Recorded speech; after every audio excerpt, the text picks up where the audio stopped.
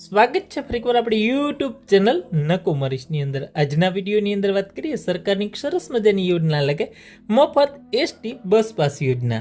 હવે વાત કરીએ આ યોજના છે જીએસઆરટીસી તરફથી એટલે કે ગુજરાત રાજ્ય માર્ગ વાહન વ્યવહાર નિગમ લિમિટેડ તરફથી દિવ્યાંગ વ્યક્તિઓને મફતની અંદર મુસાફરી કરવામાં આવે છે।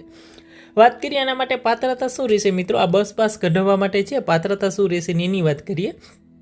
જે લોકો 40% કે તેનાથી વધારે દિવ્યાંગ હોય એવા વ્યક્તિઓ છે આ યોજનાનો લાભ લઈ શકે છે ને જે જીએસઆરટીસીની તમામ બસની અંદર મફતની અંદર મુસાફરી કરી શકે છે। મિત્રો મળવાપાત્ર લાભોની અંદર વાત કરીએ બરાબર, આ યોજના હેઠળ દિવ્યાંગ વ્યક્તિને ગુજરાત રાજ્ય માર્ગ વાહન વ્યવહાર નિગમ લિમિટેડ એટલે કે જીએસઆરટીસીની તમામ બસોની અંદર રાજ્યની અંદર બરાબર રાજ્યની અંતિમ સ્ટેશન સુધી મફતની અંદર મુસાફરી કરી શકે છે। જો તમારા પાસે દિવ્યાંગ પાસ યોજના હોય, દિવ્યાંગ પાસ હોય તો તમે મફતની અંદર મુસાફરી કરી શકો છો। એના માટે તમારે અરજી કઈ જગ્યાએ કરવાની છે? તો અરજી છે મિત્રો ઈ સમાજ કલ્યાણની પોર્ટલ ઉપર ઓનલાઈન કરવાની છે।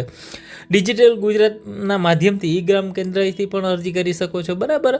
મંજૂરી આપવાની સત્તાની વાત કરીએ તો જિલ્લા સમાજ સુરક્ષા અધિકારી છે અને મંજૂરી આપતા હોય છે મિત્રો।